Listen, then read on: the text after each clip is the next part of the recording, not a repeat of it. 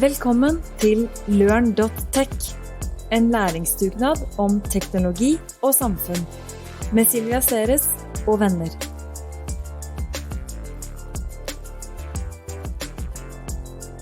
Hello and welcome to LØRN podcast. My name is Silvija Seres and my guest today is Jennifer Vessels, who's a Future Ready Innovator for Next Step or Executive Growth Alliance. Welcome, Jennifer.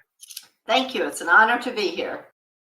It's a pleasure to have you here. We have been postponing our date and get to know each other better for, as you said, about 2-3 years. So finally. It's wonderful to be here, and timing is everything. Right, exactly. And this is the style of this conversation is really a live date between two interested people in the future. And you are a part of the series called something as interesting as WLT, which stands for Women Learn Tech, where we talk with interesting and inspiring women with perspectives on technology and the future. And you're in the middle of our target group. So welcome. Thank you. Thank you. And I do love the topic because just a little bit of context, my background is primarily in commercial, sales, marketing, partnerships, go-to-market for technology companies. I'm from Silicon Valley, where I do still maintain a residence. Back in the 90s, I was with a company called Ungerman Bass or UB Networks and came to Europe to build their international go-to-market and commercialization. And after a few years in Belgium, the UK, I joined Tandberg, based in Oslo, Norway. And that's how I came first to Norway, was for 4 years working with Tandberg, building international business, expanding across Europe, then back to the US, where we built Tandberg USA. And ultimately, I went back to Silicon Valley and founded Next Step, with the goal of helping global companies, leaders, and that could be in startups all the way up to large companies. We work today with Google, Cisco, Adobe, and a lot of non-tech companies ranging from GE to Goodwill around how do you really grow your business, the revenue, the valuation, top and bottom line. And we do a lot in bringing people together to work together and solve problems amongst peers and amongst small groups. That's what led to the Executive Growth Alliance that I'll share more about as we get into the conversation. Can you say a little bit more about your home base, Silicon Valley? So we'll get back to the comparisons between Norway and Silicon Valley later. But what do you love and miss about Silicon Valley? The global ideas. I mean, we are a very diverse community. I mean, there is no one background or nationality. It's very much a community of collaboration. I mean, there is, of course, competition. But there's really a spirit of everybody in Silicon Valley is there with a mission and a purpose. 90% of us came from somewhere else. And so we're there intentionally to follow our passion, follow our dreams, build new companies, new ideas, new technologies, new ways to do things better. It's that open growth mindset that to me is just the pervasive nature of Silicon Valley. I'm starting to see that in little pods across other places in Europe and certainly here in Norway, but it's the core of the way things work in Silicon Valley to me. We spoke about briefly ages ago about this. So I have my background, I'm originally Hungarian, Yugoslavian. Yes. Studied computer science in Norway, and then I went to Oxford for a PhD, and that brought me over to Silicon Valley in '99 to work on Alta Vista. And, you know, I remember the open growth mindset. It was a different time in Silicon Valley as well. It was more techie, nerdy than it is now. Now it's more businessy. And the other thing that I know is this unbridled ambition. And I don't mean on not necessarily behalf of, how much money am I going to make, but it's like, we are going to build the best whatever in the world, search engine or operating system or something else with chips inside. And we were going to there's no question, this is the best solution in the world. They really mean it, and I love that. Yes, and that's part of that community of passionate, really open, committed, brave people that have a clear vision, have the persistence, and willing to do what it takes to break through and make things happen. But so I've been trying to build similar things here in Norway, and now lately in LØRN, and people think I'm a little too much when I kind of try to build something which has that level of confidence, passion, and persistence. Why is it achieved in Silicon Valley, and why is it so difficult to build other places? Well, I think part of it is Silicon Valley is a magnet for people that have that passion. I mean, it is challenging. There are parts of living in Silicon Valley that are challenging. It's extremely expensive. The traffic and just the logistics of getting around Silicon Valley make it sometimes difficult. So people come because they have a strong desire and they want to be part of that magnet. They want to be part of the growth. They have that passion and that determination. And that, I think, is a core part that is lacking. And it's not a judgment, but it's just simply so far different from the culture in Norway. I mean, the vast majority of the population of Norway was born here. And it's in many ways, it's a quite comfortable place to have a good life without having to fight and struggle and do things that are against the grain. So it's just a completely different culture. I mean, Silicon Valley draws the people that want to break the barriers and go over the hurdles and fight through, whereas Norway has some of us that feel that way. But the majority of the population is from a different mindset. I think it has to do with this ability and willingness to go outside of your comfort zone and being driven enough to do it. And, yet both you and I are here in Norway, and we have each our own reasons for that. Yes. Mine are very personal. I have a Norwegian husband, and I really wanted my kids to grow up in Norway for again, reasons that, I think would be valid for most women I know from Silicon Valley. I think Silicon Valley is unlivable for a family life. And at some point you have to make a choice. Am I going to, do it all 100%, 150% as is required work-wise, or am I going to find a place that, maybe has less professional growth opportunities, but has a more balanced life setting? And Norway is amazing in that sense. Yes, I would completely agree. And people do raise families in Silicon Valley. I have many friends who have been there for 20, 30 years and raised families, but it's challenging. It's significantly more challenging than it is in Norway. But it's one of those things. It's a question. If your passion in life is to really bring your ideas to the market, breakthrough, drive change, if that is your passion, Silicon Valley in ways is a lot easier because that's way more accepted. It's way more common. You've got other people around you doing that.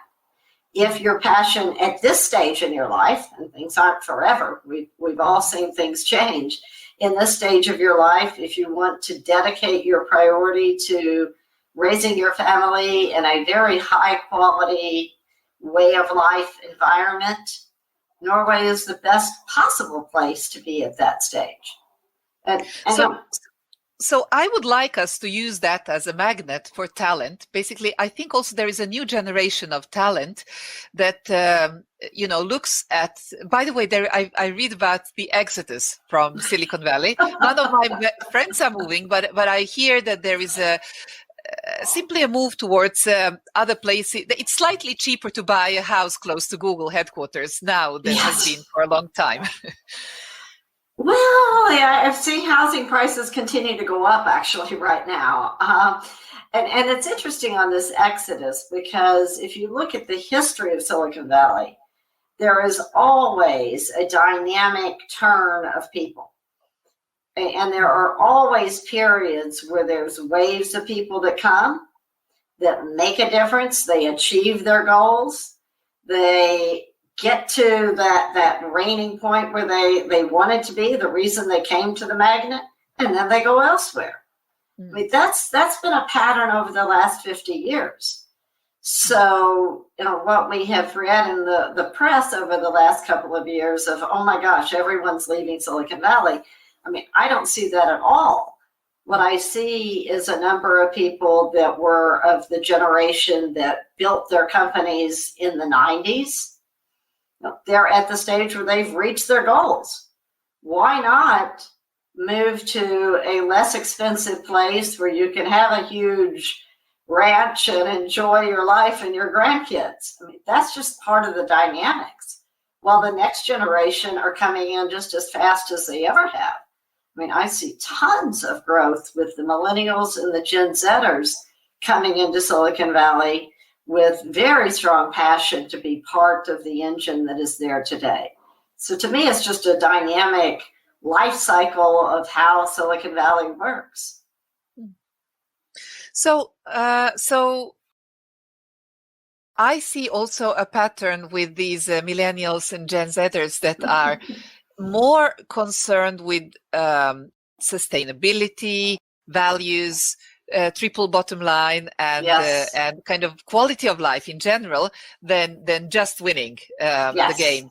And so the question is, could Norway be better at employer branding of itself and actually attract some of these people? Because in many ways I see, check on many points that we have in Norway. We have brilliant deep tech groups. We have this ability to have interesting work and a holistic life setup, both for men and women, which I think is one of the best setups in the world. We have great education, healthcare, etc., for you and your family. So, and we have a public sector, by the way, that I think is both a rich and a knowledgeable customer with a lot of needs going forward. So if we were a little bit better at positioning Norway to get this talent to come to Norway, we could perhaps move faster forward. Or what do you think?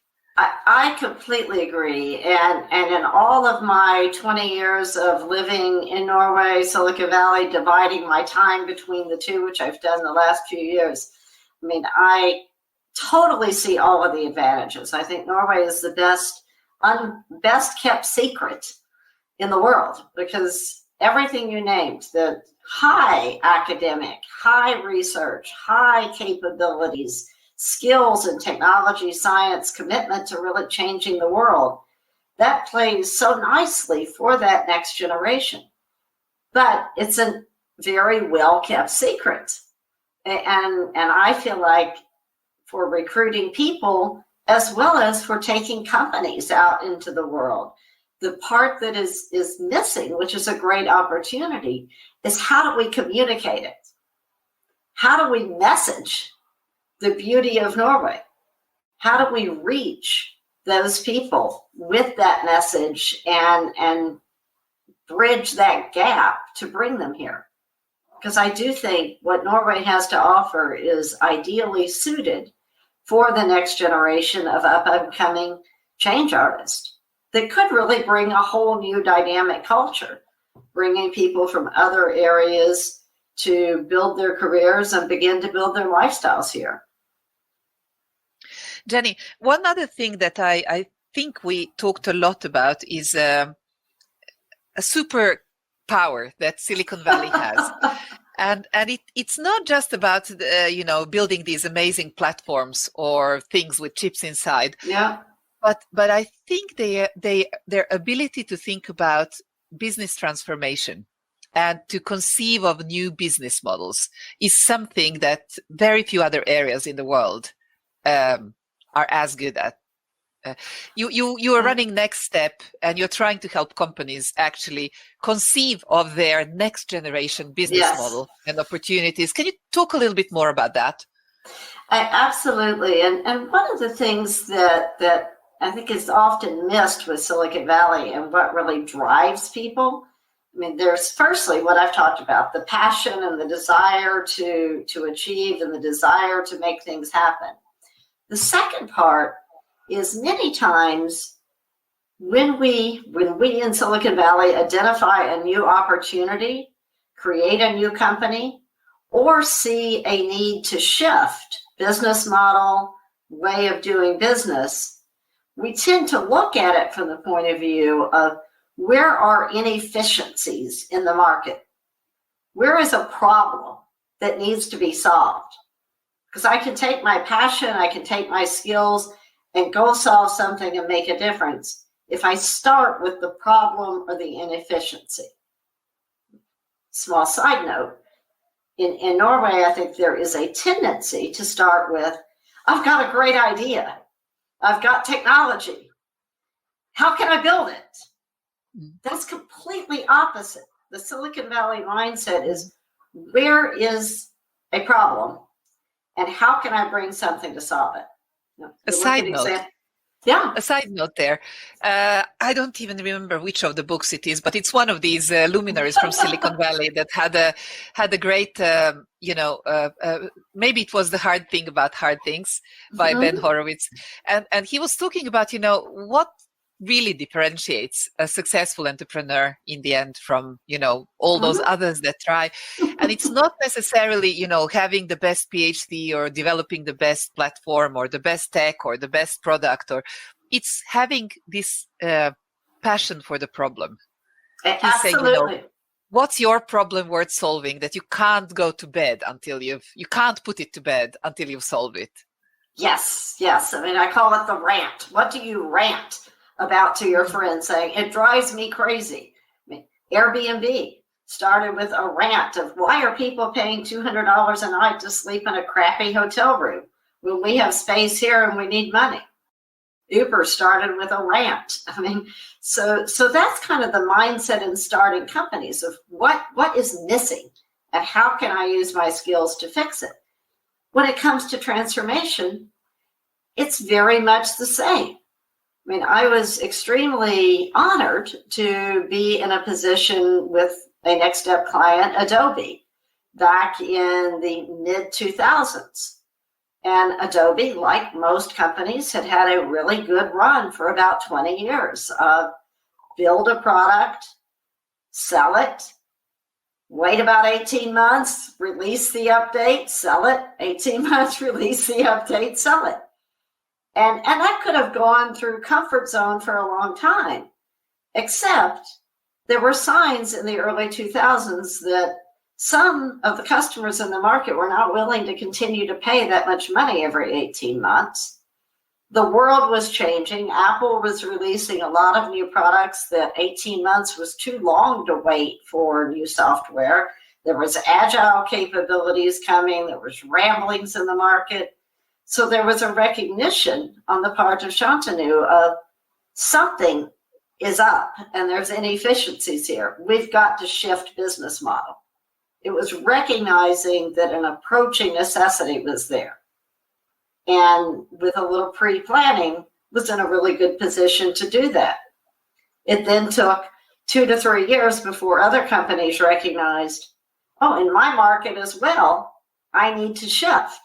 Now, how do I go about doing it? So to look at what do companies and leaders need to do today to transform, I would suggest they should look at where are the inefficiencies? What are customers asking for that they're not receiving? Where are they losing business? what's changing around them that could damage or impact the way they go to market now, and start shifting in advance of problems. To be able to do that, Jennifer, you have to be continually or positively dissatisfied. I don't even know what the right word is, but it's like, it's not very easy. You know, when you're on the board of a company that's really making money and you need to take a risk to do something new because you know that 10 years from now we'll be in a really uncomfortable position, but I can't guarantee that this is the only and the best and the most efficient way forward. So how do we create that sense of urgency and necessity? And I think it comes to a lot of mindset, and it comes down to, in Silicon Valley, you know, we all tend to have that passionate, make it better, willing to do anything to make it better mindset. So it's a shorter time from seeing the inefficiency to let's just dive in. And within the Executive Growth Alliance, which I should define what that is, it's basically a global community where we bring together leaders in different organizations, different countries, different backgrounds. We bring them together in small groups, 6 to 10 people, that have a shared challenge, a common, specific, actionable challenge that they work together and get different perspectives, and they hold each other accountable for taking action. And within that community of people that have achieved major breakthroughs in short periods of time through a process of taking action, I come away saying the way to really proactively drive change, make things better, be innovative, is the mindset that I call peace. And it starts with your passion and your purpose. What are you trying to achieve? Understand that. Then explore. Ask questions of what are other people ranting about and seeing as inefficiencies. Explore where there's problems. And take action. When you sense that something is going to change or is changing, or you think it may be an opportunity, do something about it. Don't wait 2 years and research it and think about it. Just try it. What's the worst that could happen? If it doesn't work, you can try something different. So start with the purpose and the passion, explore, take action, and collaborate. Talk to others, bring others in to help you solve specific actionable challenges. I think in Norway there is a tendency, when you have an idea or a problem, there's a tendency for people to go silo. Oh, I've got to work on my problem. I've got to focus. I can't talk to anybody. I've got an idea. I'm going to go heads down and do it. The Silicon Valley mindset is take action, collaborate, share with as many people as possible. The idea is only going to get better. And in doing so, you empower others to come in with you. I just want to draw in the position or the perspective of LØRN in here now, because exactly what you talked about, sharing now, and it has nothing to do with all the amazing sharing that our guests are doing, but it's me as the entrepreneur now. Mm-hmm. And, you know, there is a tendency to think that I have an amazing idea here. I really believe that I should, just develop it as much as I can, mm-hmm. and then get people on as partners. And we are in the process of looking for money at the moment. And in that process, we actually had quite a lot of strategic conversations, first with investors, and then we decided to talk with possible industrial partners, so companies that are doing something slightly similar. And, there was this risk of giving away all your ideas and then somebody else doing them. But what I'm seeing is that actually by sharing with these people, we are both developing our strategies, and there might turn out to be an amazing collaboration or even a merger down the line.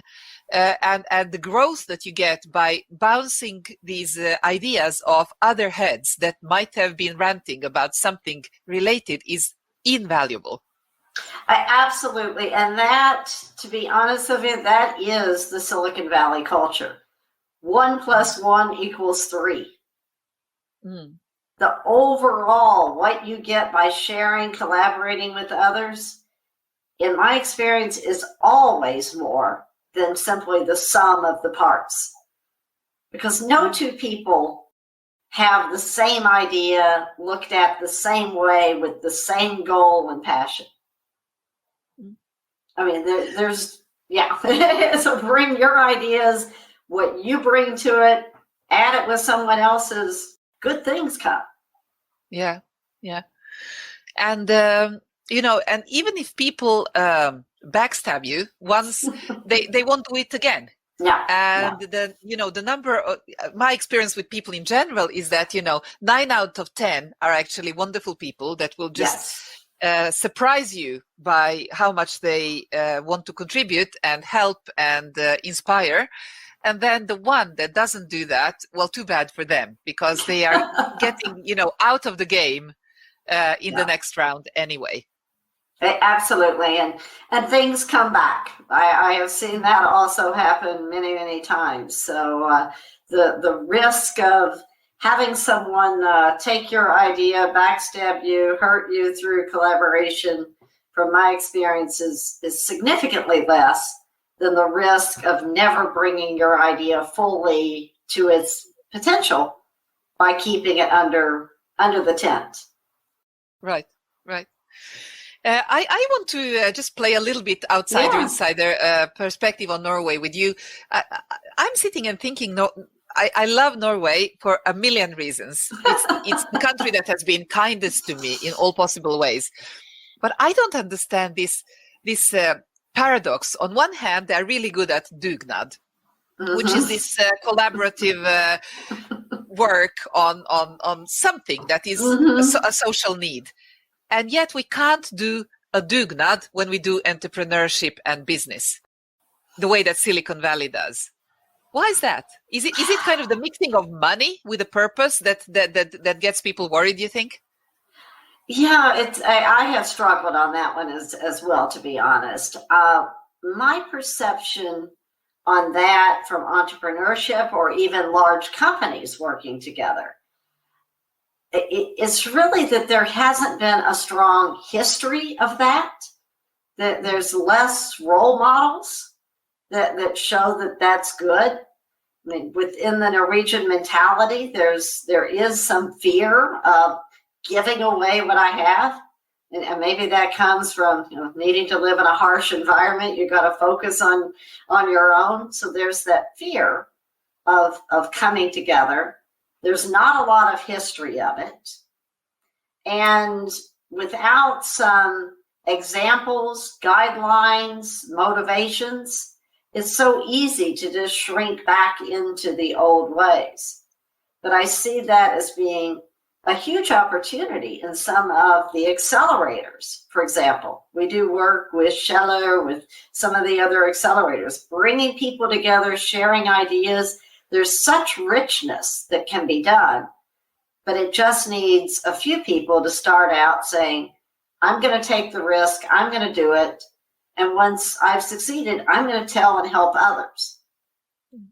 Because we've seen that with some of the companies recently in the last couple of years that have broken through some of the restrictions for becoming international. I look at like Kahoot, Pexip, now Colonial. They're kind of becoming that next generation of companies that people can look up to and say, oh, it's okay to think bigger. It's okay to be commercial. It's okay to reach outside of Norway, and encouraging others. We need more of that in the accelerators, the innovation hubs, and the entrepreneurship, I believe. I think it's really interesting. When I worked ages ago in fast search and transfer, there was this very strong contrast between quietly confident Norwegians that were amazing engineers and fixed everything, but were always very careful not to oversell a single millimeter of what they were doing. And then you had these very commercially aggressive Americans. And I also very brave commercial Americans, and it's the combination that I thought worked really well in that company. And so, if you have any advice to Norwegians to be better at both growing internationally but also commercializing internationally, what would it be? Yeah, it really starts with know what you're trying to do. Back to the purpose, you'll see that there is an advantage and be passionate about what the possibilities are. And we do now have some examples that you can look up to. Look for the opportunities and just try it. Just try going outside the comfort zone, small steps, one tiny step of do something different. Reach out to that partner, connect with more people on LinkedIn and other countries, begin to have that dialogue. Just get started. Don't wait to take a course or get funding or all of the things that hold people back. Just try it. Just go for it. Exactly. I have one more question, Jennifer. Yeah. And it has to do, well, actually, we're going towards landing. I have to try to keep to my 30 minutes. But I would like you to summarize your two acronyms, OCB and PEACE. And then I would like you to give us your life motto, if you have one. Okay. So the two acronyms, open, committed, and brave, means that you are open-minded, you are open to new perspectives, you look for new ideas from people with diverse cultures, ideas, challenges. You're open to being challenged.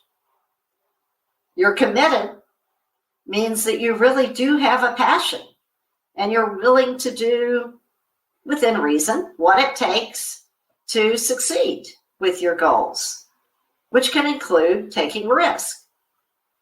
And bravery means you do take those risks and you try things and you recognize you may sometimes fail and it may be uncomfortable, but you're willing to take action.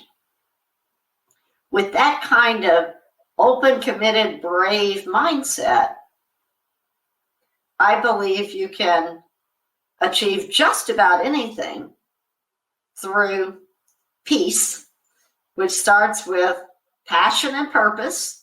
Know where you're going, be passionate about it. Exploration. Look for the necessities, look for the inefficiencies, look for the opportunities, and take action. Don't wait. When you see there is a potential, go for it, do it. And collaborate, because you can't do it alone. You need others around you. And through that, you begin to empower, which is bringing in others that share your passion and can work with you sustainably to really drive that for the long term, ultimately achieving your purpose.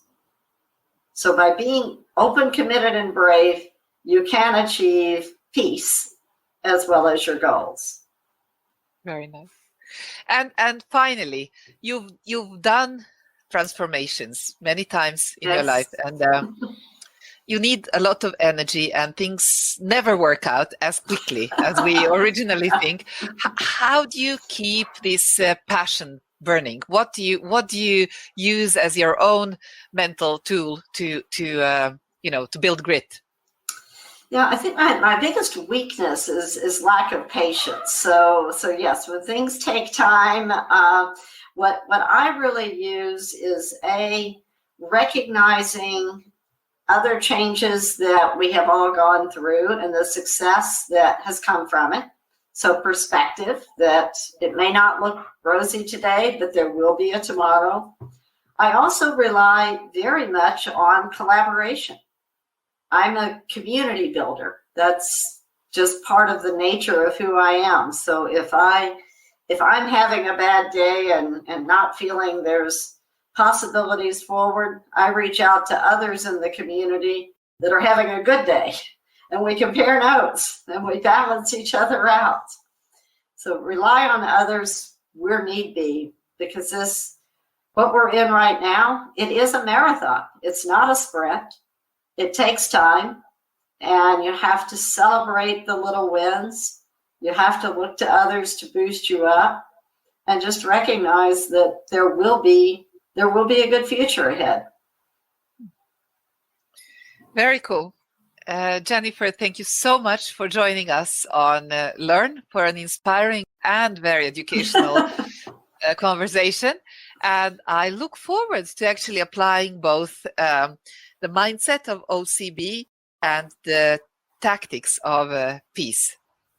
Thank you. It's been an honor to be here and an absolute pleasure. I really, really appreciate it. So. Du har nå lyttet til en podcast fra LØRN.tech, en læringsdugnad om teknologi og samfunn.